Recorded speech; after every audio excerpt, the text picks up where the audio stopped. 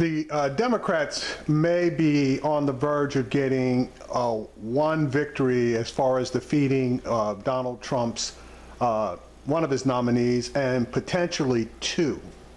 The one that looks like it might be darn near for sure is the nominee for Secretary of Labor, Putzer.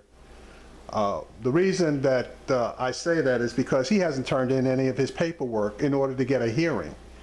And he's known about his nomination for a good while now. So my thinking is this guy's more than likely going to drop out because he absolutely has to turn in his paperwork.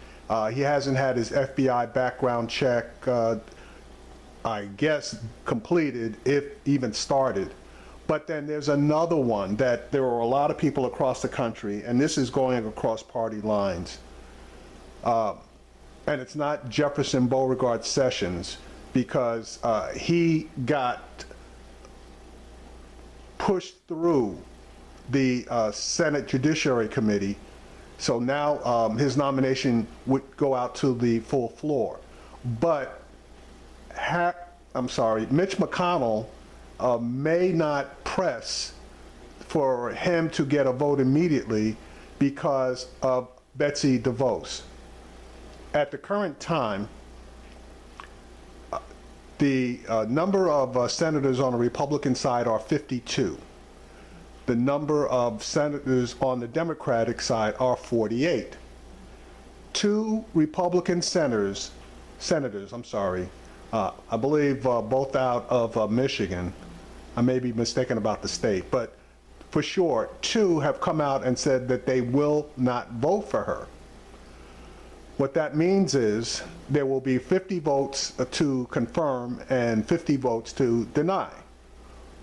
Well, if you're aware of how things work in the Senate, anytime there's a tie vote, the president of the Senate, who is the vice president of the United States, gets to cast the deciding vote, which would be Mike Pence.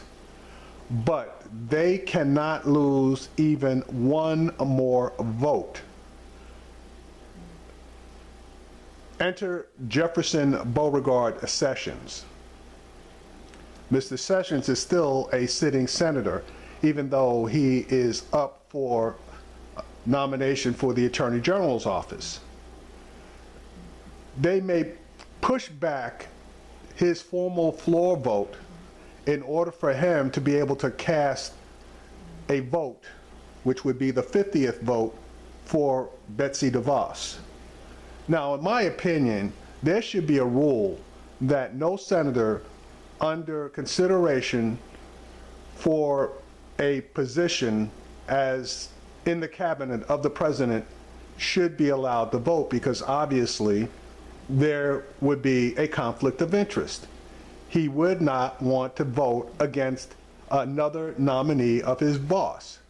So anyway, let me play this particular clip, and you could see how embarrassing Betsy DeVos was in a portion of her Senate confirmation hearings.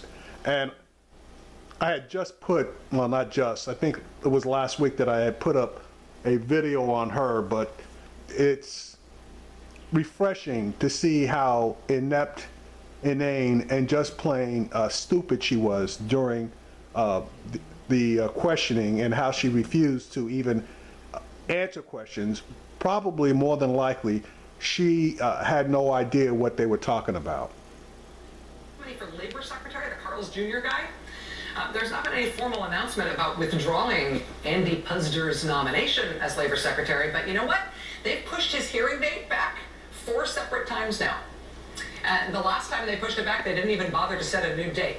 And MSNBC can report tonight that Andy Puzder has not turned in any of his paperwork, any of his documentation. He hasn't turned in any of the paper that is the bare minimum stuff you need to start your confirmation process. They apparently don't even have an FBI background check on him yet. You sure you're going to keep that guy? You sure he wants to go through this process? Democrats have also focused withering attention on the education secretary nominee, Betsy DeVos. She saw all those signs at the various protests that we've been covering, all those signs focusing in on Betsy DeVos and what a bad pick she would be for education. The focus on her, the pushback on her, the aggressive questioning of her at her confirmation hearing revealed a nominee who very clearly was not ready for prime time.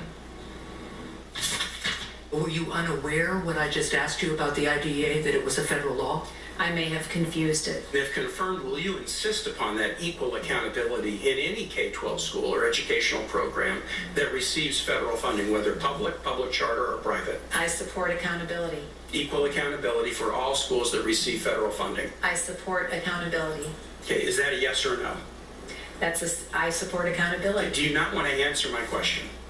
I support If accountability. you can't say definitively today that guns shouldn't be in schools, Well, I will refer back to Senator Enzi and the school that he was talking about in Wapiti, Wyoming.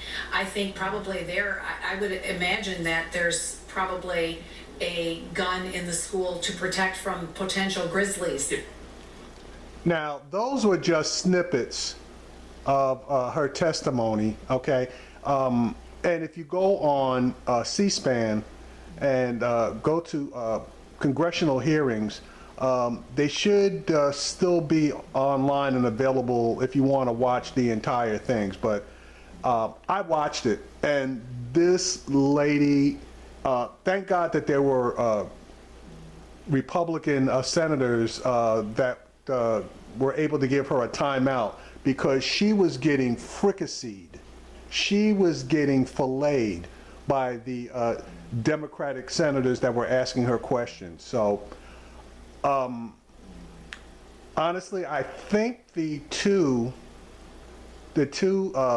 Republican senators, I'm almost positive at least one of them's from Michigan, and I do know that there is a Republican, at least one Republican senator from Kansas, might be two.